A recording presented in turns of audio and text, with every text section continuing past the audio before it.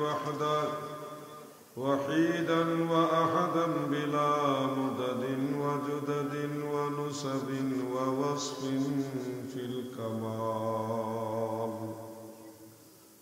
وحده لا شريك له ولا ند له ولا مثل له ولا مثال له ولا وزير له ولا نظير له ولا جلد بلد ولد جسد رسو جزو نزو عزم له ولا مقارن له ولا مكازم له ولا مداني له ولا مدارع له ولا مناظر له ولا مقابل له ونشهد أن سيدنا وسندنا وحبيبنا وحبيب ربنا وطبيب قلوبنا ونورنا ومنورنا وقوة إيماننا وشفيعنا وأولانا ومولانا محمدا عبده ورسوله الذي يحمد حمدا بعد حمدي وآله وأصحابه وأهل بيته أجمعين أما بعد فقد قال الله تعالى إن الله وملائكته يصلون على النبي يا أيها الذين آمنوا صلوا عليه وسلموا تسليما يا اللهم صل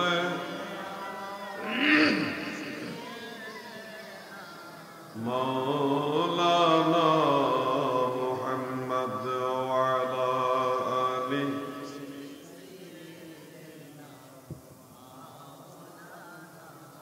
এই ছেলেরা দরুদ শরীফ পড়ো সবাই এর বগর বগর করতেছো চুপচাপ বসো আদবের সাথে দরুদ শরীফ পড়ো সবাই পড়েন আল্লাহুম্মা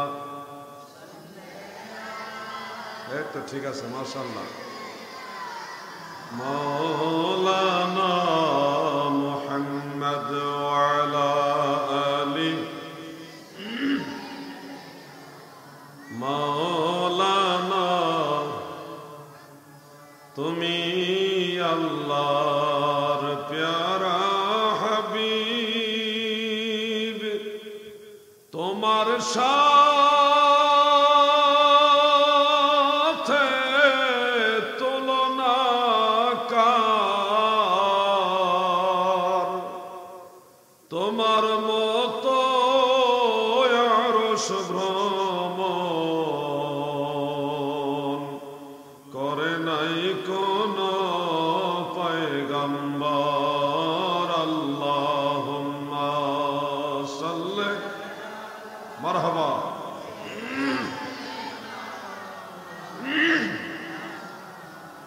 মুহাম্মদ ওয়া আলা আলি মাওলানা इसमें जात अल्लाह अल्लाह अल्लाह अल्लाह अल्लाह अल्लाह अल्लाह अल्लाह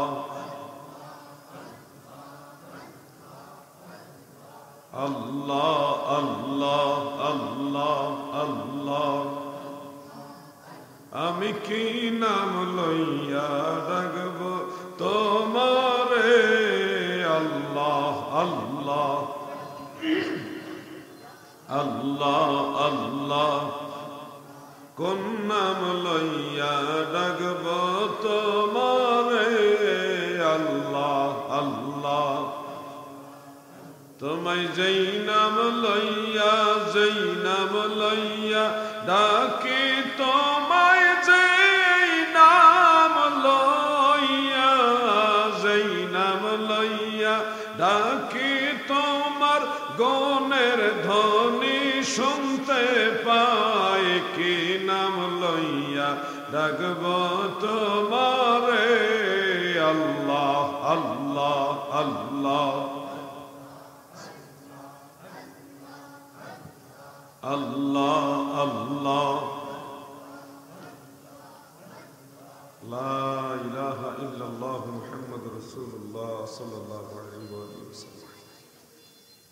দিঘলগাঁও দিঘির পাড় সবরা খাতুন সুন্নিয়া হাফিজিয়া মাদানী ইবতেদায়ী মাদ্রাসা ও এতিমখানা এবং মরহুম হাজী নুরুল হক সাহেব সহ এলাকার পরলোক গমনকৃত সকল কবরবাসীদের স্মরণে আয়োজিত খাতমে কোরআন, খাতমে বুখারী, খাতমে গাউসিয়া ও অন্যান্য খতম উদযাপন উপলক্ষে 15তম বার্ষিক ওয়াজ ও দোয়ার মাহফিলের সম্মানিত সভাপতি সাহেব আলহাজ শাহ সুফি হজরত মাওলানা ফররুখ সিয়ার সিদ্দিকী আল কুরাইশি সাহেব পীর সাহেব কিবলা জৈনপুর ভারত, প্রধান অতিথি জনাব আলহাজ মোহাম্মদ শামসুল হক সাহেব প্রবাসী মালয়েশিয়া।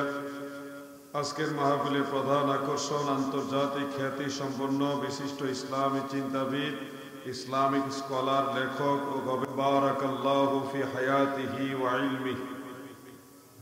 এছাড়াও আমাদের মাঝে উপস্থিত রয়েছেন উস্তাদুল উলামা হযরতুল হাজ মাওলানা মুফতি মিজানুর রহমান জাফরি সাহেব, সুযোগ্য উপাধ্যক্ষ বড়ুরা সুন্নিয়া কামিল মাদ্রাসা। এছাড়াও হযরত মাওলানা মুফতি বিল্লাল হোসেন আনসারী সাহেব, খতিব দিঘলগাঁও মধ্যমপাড়া জামে মসজিদ, মাওলানা ফয়সাল আহমদ আল কাদেরী সাহেব রয়েছেন। মাহফিল পরিচালনায় রয়েছেন আমার অত্যন্ত শ্রদ্ধাভাজন বড় ভাই, যাকে আমি শ্রদ্ধার নজরে বড় ভাই হিসেবে সবসময় জেনে এসেছি। বিভিন্ন সময় বিভিন্ন উপদেশ নসিহত তিনার কাছ থেকে নিয়েছি। আপনাদের এই এলাকার এই মসজিদের সম্মানিত খতিব সাহেব হযরত মাওলানা শাকাওয়াত হোসেন মুজাদ্দিদি সাহেব, যিনি আল্লামা মুফতি আবু নাসির জেহাদি সাহেবের সুযোগ্য ভাগিনা।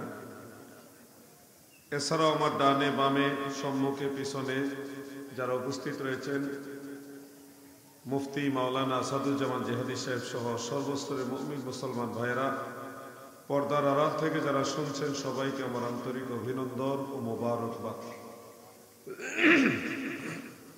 আলোচনার প্রারম্ভে মহান সৃষ্টিকর্তা মালিকুল মুলক রব্বুল ইজ্জাত আল্লাহ জাল্লা শানুহু আম্মা নওয়ালুহু, মহান আল্লাহ তাআলার শাহী দরবারে শুকরিয়া তান আমরা সবাই বলি আলহামদুলিল্লাহ। এই তোমরা দুইজন আলাদা বসো, তুমি সরো সরো, তুমি সরো, এখান থেকে সরো, অন্য জায়গায় বসে যাও। বাস আল্লাহ রায় না। মহান আল্লাহ তাআলা শাহী দরবারে আরো শুকরিয়া আদায় করি যে দয়াল আল্লাহ দয়া করে আমাদের মতো নালায়েক নাচিজ অধম অযোগ্য পাপী এই গুনাহগারদেরকে তিনার হাবিব নবী সরকারে দু জাহা সৈয়দুল মুরসালিন শাফিউল মুজনিবিন রাহমাতুল লিল আলামিন, আমাদের দয়াল নবী, যিনি নবীদেরও নবী, রাসূলদেরও নবী, ফেরেশতাদেরও নবী, আরশ কুরসি লৌহ কলমের নবী, কুল কায়নাতের নবী, আমার আল্লাহ তাআলা বলে আমার নবী। সুবহানাল্লাহ। এমন একজন নবীর উম্মত হওয়ার সৌভাগ্য মহান সৃষ্টিকর্তা আমাদেরকে দান করেছেন, এই জন্যে শুকরিয়া তান আরেকবার বলেন আলহামদুলিল্লাহ। এই মাসটা হলো রজব মাস, আমার দয়াল নবীজির মেরাজের মাস। এই মাসে দয়াল নবী রাসূল আকরাম সাল্লাল্লাহু আলাইহি ওয়াসাল্লাম মসজিদে হারাম থেকে মসজিদে আকসায় গিয়েছেন। সেখান থেকে বোরাকের সাওয়ার হয়ে সিদরাতুল মুনতাহা সপ্তম আসমানের উপরে গিয়েছেন। সেখান থেকে রফ এর সাওয়ার হয়ে আল্লাহর হাবিব আরশ কুরসি লৌহ কলম পার হয়ে কাবা কাউসাইনি আও আদনা, সেইখানে আমার আল্লাহ তাআলার দিদার লাভ করেছেন। আল্লাহর সাথে স্পেশাল খাস কথাবার্তা বা ওহী যেটা সেটা অর্জন করেছেন, সেটা আল্লাহ তাআলার সাথে আলাপচারিতা যেটা করেছেন। অতঃপর আল্লাহ তাআলার তরফ থেকে নিয়ামত উপঢৌকন নবী করিম সাল্লাল্লাহু আলাইহি সাল্লামকে দেওয়া হয়েছে, সেগুলি নিয়ে আবার তিনি নবীজি দুনিয়াতে এসেছেন। এই মেরাজের পূর্ণাঙ্গ ঘটনাটা ঘটেছে হলো এই মাসে, যেটা কোরআনুল কারীমের সূরা বনী ইসরাইলের প্রথম আয়াতে এইভাবে আল্লাহ তাআলা বলেছেন। আমার সাথে সবাই তেলাওয়াত করুন। আউযু বিল্লাহি মিনাশ শাইতানির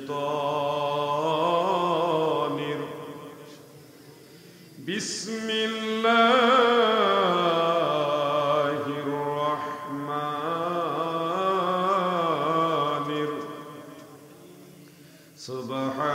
সুবহানাল্লাযী আসরা বিআবদিহি লাইলাম মিনাল মাসজিদিল হারামি ইলাল মাসজিদিল আকসা ইলা আখিরিল আয়াত। আল্লাহ তাআলা মেরাজের বা ইসরা শরীফের কথা বলতে গিয়ে সুবহানা শব্দ ব্যবহার করে বুঝালেন এটা একটা আশ্চর্যজনক ঘটনা। কারণ আশ্চর্যজনক এই কারণেই যে আল্লাহ রসুলের মেরাজটা ছিল সশরীরে জাগ্রত অবস্থায়। নবীজির স্বপ্নে যুগে মেরাজ একাধিকবার হয়েছে, বহুবার হয়েছে। সহিহ বুখারী মুসলিমে এই মর্মে অনেকগুলি রওয়ায়াত রয়েছে, কিন্তু নবীজির সশরীরে মেরাজ হয়েছে একবার।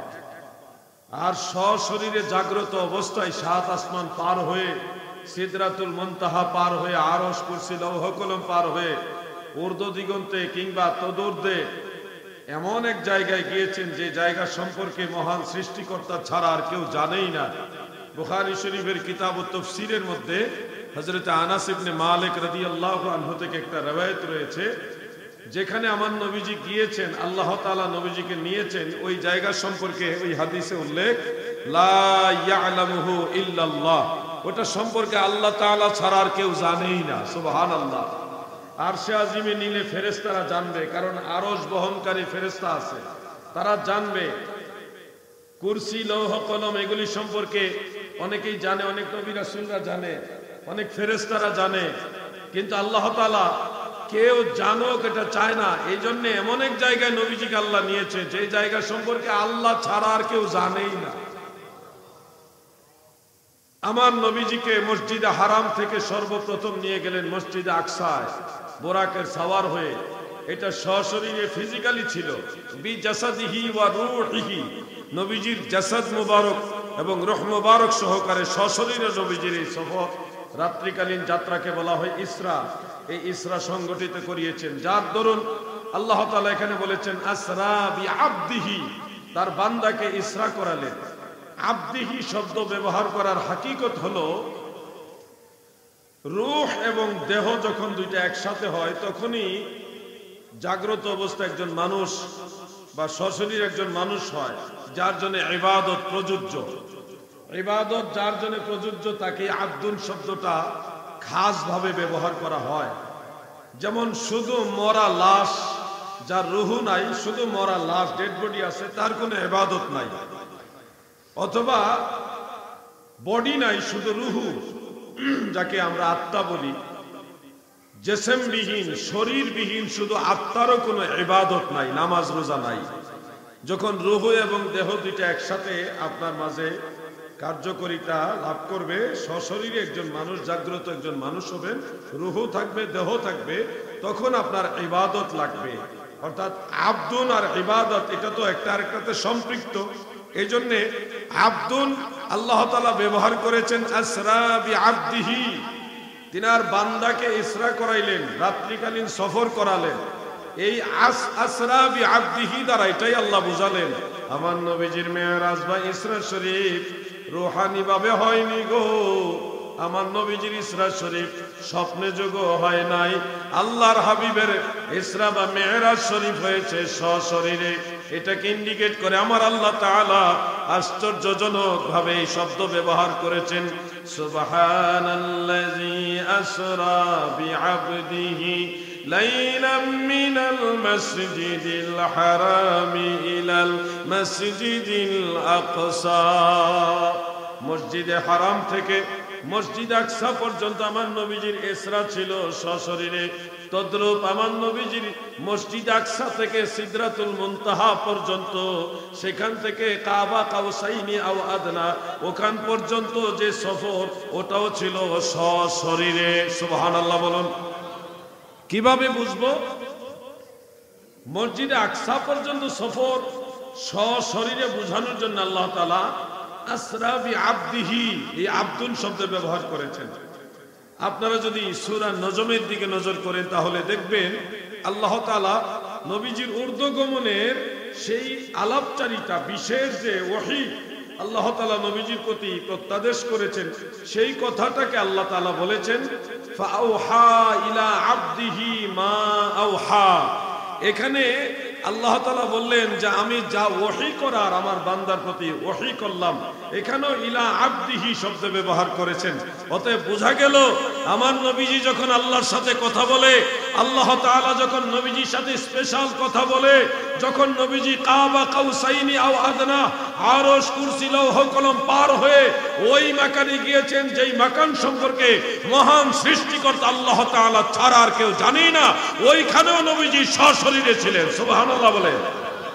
প্রিয় ভাই আমার, গত 2 বছর আগেও বেশ কয়েকজন আলেমের সাথে অনলাইনে আমার সাথে পাল্টাপাল্টি ভিডিও দেওয়ার মাধ্যমে একটু বার্গেনিং হয়েছিল। তিনাদের দাবি ছিল নবীজি শুধুমাত্র সিদরাতুল মুনতাহা পর্যন্ত গিয়েছেন, এর উপরে যায়নি।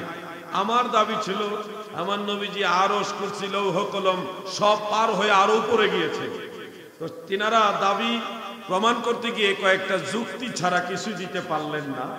আমি আমার দাবি প্রমাণ করার জন্য কোরআনের আয়াত, তাফসীর এবং আকায়েদের কিতাবের রেফারেন্স, হাদিসের রেফারেন্স, এমনকি হাদিসের সরা সহকারে আমি বিভিন্ন দলিল দিয়ে এক ধরনের ওনাদেরকে দলিলের কবর দিয়েছিলাম।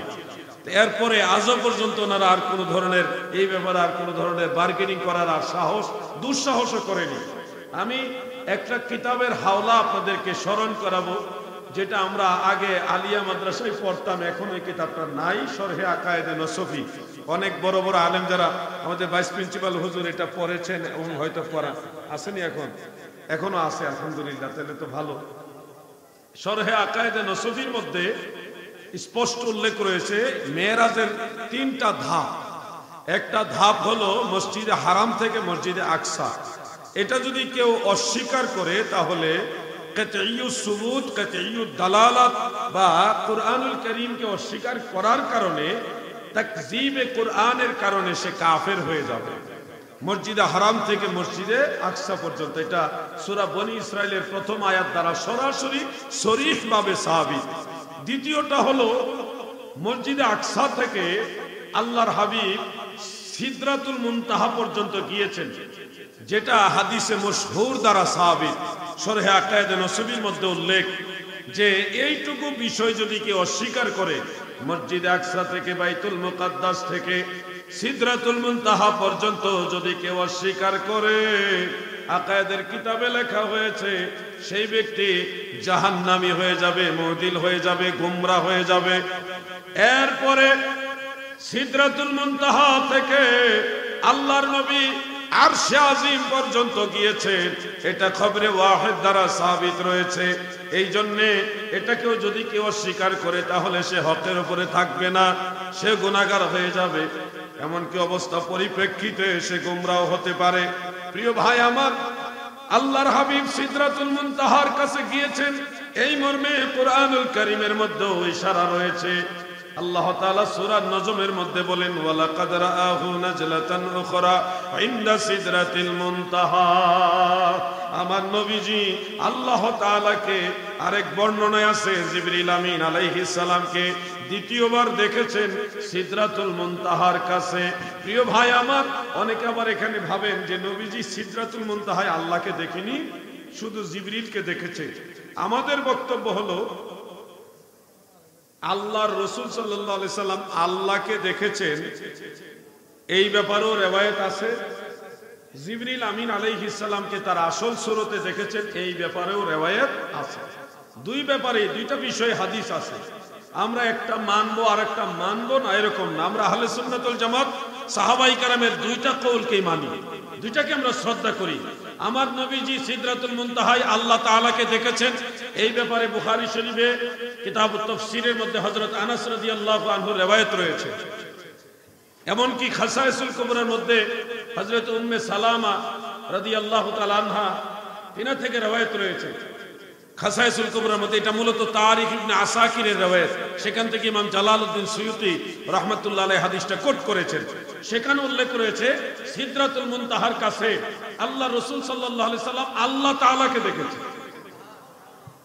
অপরদিকে হযরত আব্দুল্লাহ ইবনে মাসউদ রাদিয়াল্লাহু আনহু, আম্মা জান আয়েশা সিদ্দিকা রাদিয়াল্লাহু তাআলা আনহা, তিনারা বলেছেন সিদরাতুল মুনতাহার কাছে আল্লাহ রাসূল জিবরিল আমিন আলাইহিস সালামকে দেখেছেন। অতএব দুইটা বর্ণনাই আমরা পেয়েছি সাহাবায়ে কেরামের কাছ থেকে। সাহাবায়ে কেরাম কেউ মিথ্যাবাদী নয়, সাহাবায়ে কেরাম সত্যবাদী। তিনারা আল্লাহ রাসূলের কাছ থেকে যা শিখেছেন, যা জেনেছেন, সেটাই আমাদের শিক্ষা দিয়েছেন, জানিয়েছেন। সাহাবায়ে কেরামকে কাউকে আমরা সত্যবাদী বলবো, কাউকে মিথ্যাবাদী বলবো, এটা কখনো আহলে সুন্নাত ওয়াল জামাতের মানহাজ হতে পারে না। অতএব আহলে সুন্নাত ওয়াল জামাতের উলামায়ে কেরাম দুটাই বিশ্বাস করে। সিদরাতুল মুনতাহার কাছে আমার নবীজি আল্লাহ তাআলাকে দেখেছেন, এমনকি জিবরিল আমিনকেও দেখেছেন। দুইটাই আমাদের জন্য হক, এটাই আমাদের জন্য নিরাপদ। একটা মানবো আর একটা অস্বীকার করে ফেলবো, এটা আমাদের জন্য ভীতিজনক, আশঙ্কাজনক, আমাদের জন্য বিপদের কারণ হতে পারে। কারণ সাহাবায়ে কেরাম কেউ মিথ্যাবাদী না। প্রিয় ভাই আমার, আল্লাহর হাবিব কাবা কাউসাইনি আও আদনা সেখানে গিয়েছেন, এটাও কুরআনুল কারীমের মধ্যে প্রমাণ রয়েছে। সূরা নজমের মধ্যে উল্লেখ রয়েছে, সুম্মা দানা ফাতাদাল্লা ফাকানা কাবা কাউসাইনি আও আদনা ফাআওহা ইলা আবদিহি মা আওহা। এই সূরা নজমের আয়াতগুলি যদি ভালোভাবে নজর করেন তাহলে খেয়াল করে দেখবেন আমার আল্লাহ নবীজিকে এত করে নিয়েছে গো। হযরতে হাসান বসরি রাহমাতুল্লাহ আলাইহি তিনি সুম্মা দানা ফাতাদাল্লাহ এই কথাটার ব্যাখ্যা করেছেন।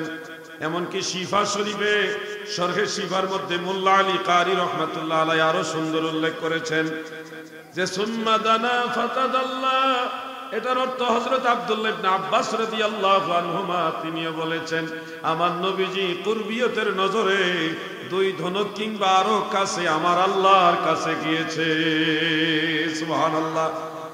মুসনাদ ও আহমদের মধ্যে উল্লেখ রয়েছে আল্লাহর হাবিব নবী সরকারে দু জাহান আমার দয়াল নবী বলেন আমি যখন মহান আল্লাহ তাআলা এত নিকটে গেলাম, নৈকট্যের ভিতরে এত কাছে গেলাম, আমার আল্লাহর কুদরতের দুই হাত আমার দুই কাঁধের উপরে রাখলেন। সুবহানাল্লাহ। কুদরতের হাত আমার নবীজির কাঁধে রেখে আমার আল্লাহ প্রশ্ন করেন, নবী গো, আসমান রাজ্যে ফেরেশতারা কিচির মিচির করে কি বলতেছে আপনি কি তা শুনতে পাচ্ছেন কিনা? আমার নবীজি তখন প্রেমের বিভোরতার কারণে বললেন, আল্লাহ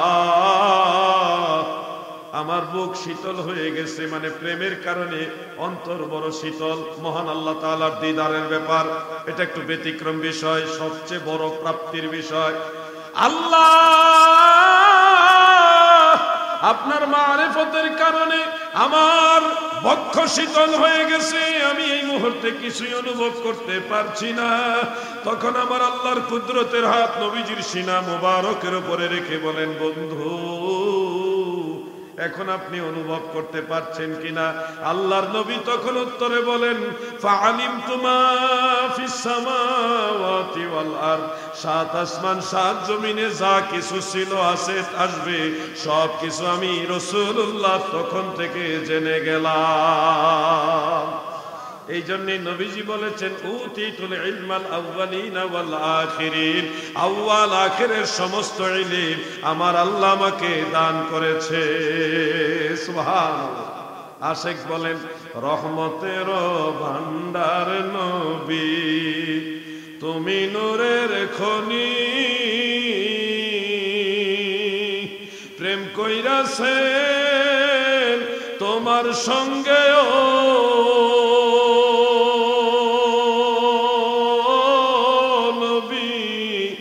স্বয়ং আল্লাহ কাদের গনি গো নবী, দয়াল নবী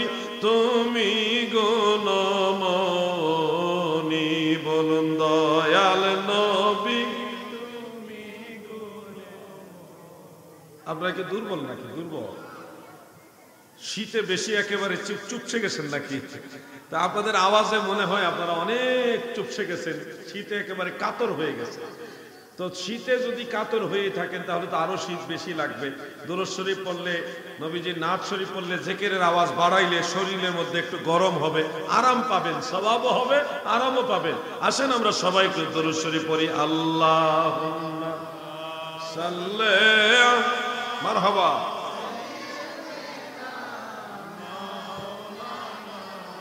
মুহাম্মদ ওয়া আলা আলি সাইয়্যিদিনা। मेरा दिल फिदा हो बेज़ौक़े मुहम्मद, ना दिल से जुदा हो ये ज़ौक़े मुहम्मद। अल्लाहुम्मा सल्ले मरहबा। माशाअल्लाह। मुहम्मद व अला आलि सय्यिदिना। প্রিয় ভাইরা আমার, যেই ঘটনাটা, যে হাদিস শরীফটা আপনাদের শোনালাম, আল্লাহর নবী আমার আল্লাহর তরফ থেকে যে বিশেষ জ্ঞান লাভ করলেন আল্লাহর কুদরতের হাত রাখা বিষয়ে, এই হাদিসটা ইমাম বুখারীর উস্তাদ ইমাম আহমদ বিন হাম্বল রাহমাতুল্লাহ আলাইহি তিনার মুসনাদের মধ্যে বর্ণনা করেছেন। ইমাম দারাকুতনি রাহমাতুল্লাহ আলাইহি একটা আলাদা কিতাব লিখেছেন, নবীজি আল্লাহকে দেখেছেন এই বিষয়ে। কিতাবটার নাম হলো রুইয়াতুল্লাহ। ওই কিতাবের মধ্যে অনেকগুলি সূত্রে তিনি এই হাদিসটা উল্লেখ করেছেন। আলহামদুলিল্লাহ সেই কিতাবগুলো আমার কাছে আছে। আল্লাহর হাবিব নবী সরকারে দু জাহান তিনি কাবা কাউসাইনি আও আদনা ওইখানে গিয়েছেন। মেরাজের রাতে নবীজি কাবা কাউসাইনি আও আদনা সেখানে গিয়েছেন। এটা প্রায় সব কয়টা আকায়েদের কিতাবের মধ্যে উল্লেখ। বিশেষ করে সুস্পষ্টভাবে শারহ ফিকহিল আকবরের মধ্যে ইমাম মুল্লা আলী কারি রাহমাতুল্লাহ আলাইহি উল্লেখ করেছেন। মিশকাত শরীফের শরহ মিরকাতের মধ্যে সেখানেও তিনি ইমাম মুল্লা আলী কারি আরো সুন্দর করে উল্লেখ করেছেন। তিনি লিখেছেন কাবা কাউসাইনি আও আদনা, এটা হলো ফাওকাল আরশ, আরশে আজিমের উপরে। অতএব আকায়েদের কিতাবে শরহ আকায়েদে নসফি এবং শারহ ফিকহিল আকবর দুইটা আকীদার কিতাবের মধ্যে আমরা পাইলাম নবীজি মেরাজে আরশে আজিমেও গিয়েছেন, আরশের উপরেও গিয়েছেন। এমনকি নবীজি বলেন, আমি যখন আরশে আজিমের পাশ দিয়ে অতিক্রম করি আমি দেখেছি আরশের গায়ে লেখা আছে লা ইলাহা ইল্লাল্লাহু মুহাম্মাদুর রাসূলুল্লাহ সাল্লাল্লাহু আলাইহি ওয়াসাল্লাম। খাসাইসুল কুবরার মধ্যে হাদিসগুলি উল্লেখ করেছে। অতএব যারা মনে করবে নবীজি আরশে আজিমে যায়নি অথবা নবীজি আরশের উপরে যায়নি, নবীজি কুরসি লৌহ কলম ওখানে যায়নি, আমার মনে হয় তাদের সুন্নিয়তের মধ্যে ভেজাল আছে, তাদের আকীদার মধ্যে ভেজাল আছে। পরিপূর্ণ সুন্নি না হইলে মদিনাওয়ালার শাফাআত পাইবা না। হাসরের ময়দানে তোমার মতো অসহায় আর কেউ থাকবে না। আমি যখন অনলাইনে এগুলি নিয়ে পাল্টাপাল্টি ভিডিও দিই তখন অনেকে প্রশ্ন তুলেছিল যে হুজুর বুখারী মুসলিমে এই ব্যাপারে কিছু আছে না, বুখারী মুসলিম আছে কিনা। আমাকে প্রশ্নটা অনেকে করেছিল। তখন আমি সহিহ বুখারী থেকে একখানা হাদিস এবং সহিহ মুসলিম থেকে আরেকটা হাদিস হযরত আবু হুরায়রা রাদিয়াল্লাহু তাআলা আনহু থেকে বর্ণিত, সেই riwayatটা আল্লাহ মেরাজের যে হাদিস ওখানে উল্লেখ আছে। নবীজি বলেন, আল্লাহ তাআলা আমাকে যখন লাম্মা উরিজাবি, আমাকে যখন আল্লাহ উরুজ করাইলেন, আমাকে যখন ঊর্ধ্বগমন করাইলেন, তখন আল্লাহ তাআলা আমাকে এমন একটা জায়গায় নিয়ে রাখলেন যেখানে লৌহে মাহফুজের কলমের চিরচির শরীফুল আকলাম, লৌহে মাহফুজে কলম লিখতেছে, সেই কলমের চিরচির শব্দ আমি শুনতে পেলাম। সুবহানাল্লাহ বলেন। এরপর আমি, এটা তো একটা হাদিস, আরেকটা হাদিস উল্লেখ করলাম লৌহে মাহফুজ কোন জায়গায় আছে। কারণ লৌহে মাহফুজের কাছে নবীজি গিয়েছেন মেরাজের রাতে, এটা হাদিসে আছে। লৌহে মাহফুজটা কোন জায়গায় এটা যদি আমি দেখাইতে পারি তাহলে তো ওনারা সহজে সমাধান পেয়ে যাবে। আমি সহিহ মুসলিম সহ বেশ কয়েকটা কিতাব থেকে প্রমাণ করে দিয়েছি। বুখারী শরীফের শরহ ফাতহুল বারীর মধ্যে ইমাম ইবনে হাজার আসকালানী একেবারে ক্লিয়ার উল্লেখ করে দিয়েছেন। ইমাম বদরুদ্দিন আইনি তিনি উল্লেখ করেছেন ওই মেরাজের হাদিসের মধ্যে। ইমাম শিহাবুদ্দিন কাসতালানী তিনি ইরশাদুস সারি শরহে বুখারীর মধ্যে উল্লেখ করে দিয়েছেন যে লৌহে মাহফুজ হলো ফাওকাল আরশ, আরশের উপরে। আবার কেউ কেউ লিখেছে লৌহে মাহফুজ হলো আরশে আজিমের ডান পাশে।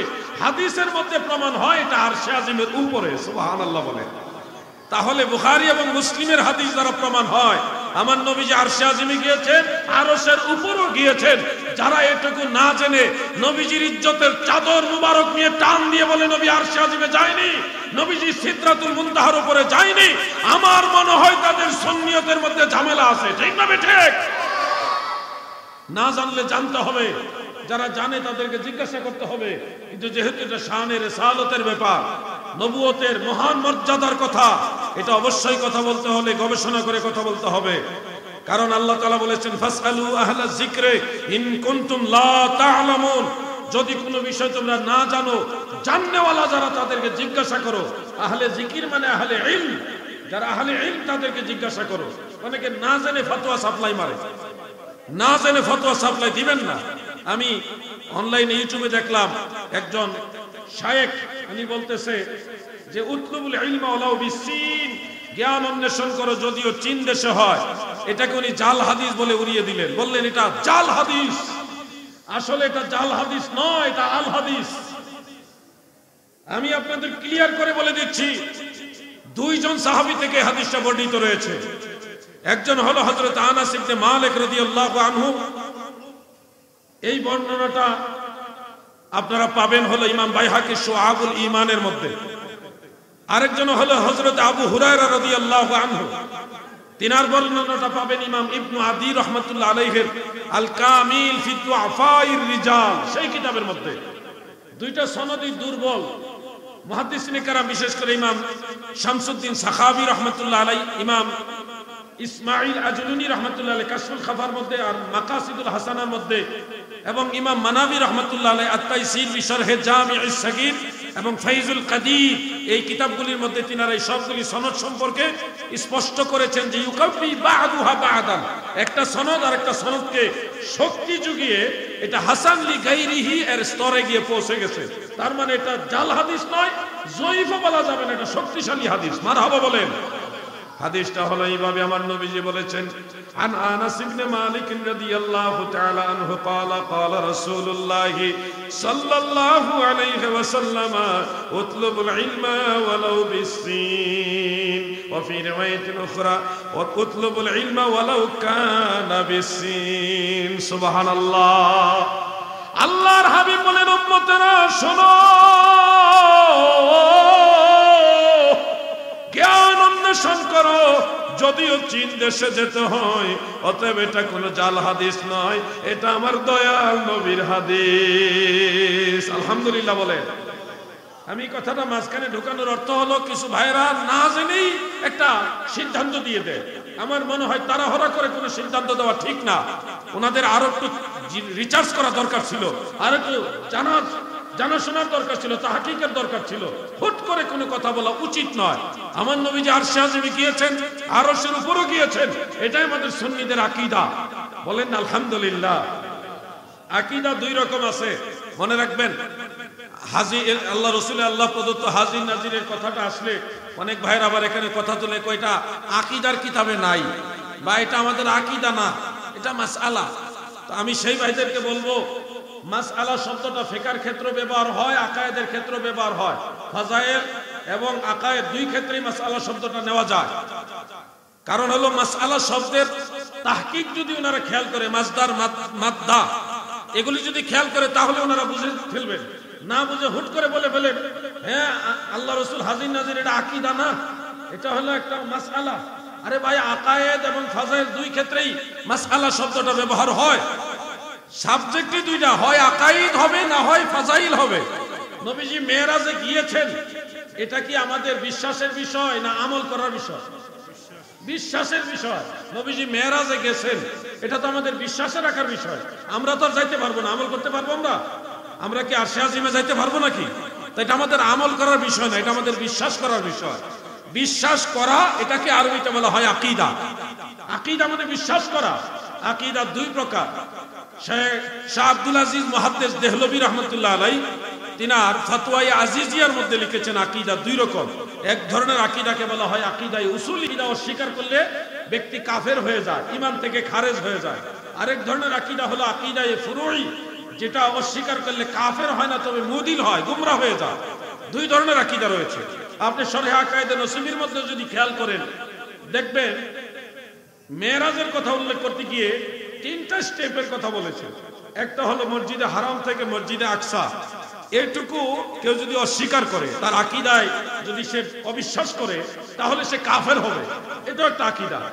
আবার মসজিদে আকসা থেকে সিদরাতুল মুনতাহা পর্যন্ত নবীজি গিয়েছেন, এটা যদি কেউ অস্বীকার করে, এটাও আকীদার মধ্যে উল্লেখ।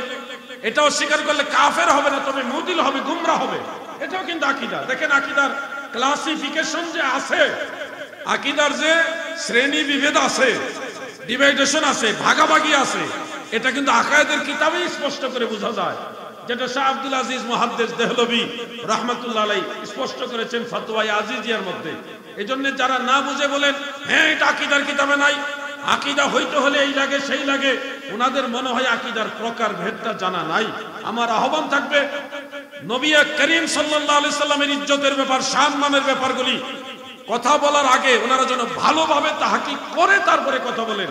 কেননা আমরা সুন্নি মুসলমান, আর যাই হোক আল্লাহর নবীর ইজ্জতের উপর আঘাত করে কথা বললে কোনদিন এটা আমরা বরদাস্ত করব না, ঠিক না বেঠে? প্রিয় ভাইরা আমার, আকীদার ক্ষেত্রে আলাউদ্দিন জিহাদি কোন সময় কারোর সাথে আপোষ করে চলেনি, চলবেও না। গোটা দুনিয়া ছেড়ে দিতে পারবো, কিন্তু আকীদায় আহলে সুন্নাত ওয়াল জামাত ছাড়বো না। কারণ তোমার সাথে চললে তুমি আমাকে আখিরাতে বাঁচাইতে পারবা, কোনো গ্যারান্টি নাই। কিন্তু মদিনাওয়ালার কদম মোবারকে থাকলে আল্লাহ রাসূল আমাকে তরায় নেবে, এটার গ্যারান্টি আছে।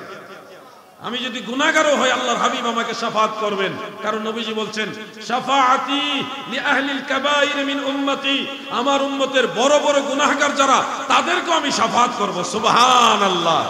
এজন্য আমি নবীর পক্ষে থাকব। বলেন আপনারা কার পক্ষে থাকবেন? যুবক ভাইরা সবাই বলেন কার পক্ষে থাকবেন?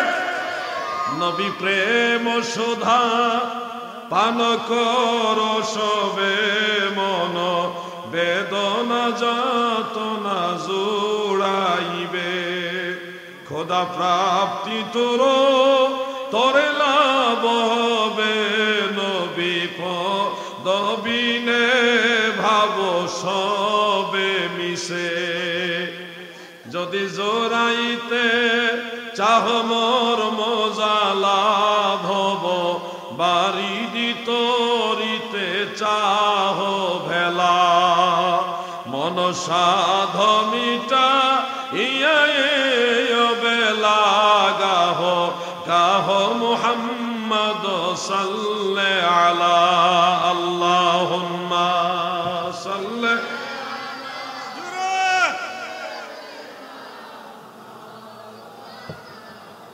মুহাম্মদ ওয়া আলা আলি মাওলানা। গাহরে মুসলিম গণ, নবী গুণ গাও রে,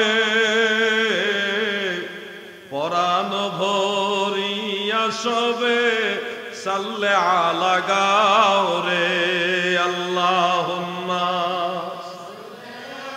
মাশাআল্লাহ। মাওলানা মুহাম্মদ ওয়া আলা আলি মাওলানা। আমার দাদু ভাইরা গো,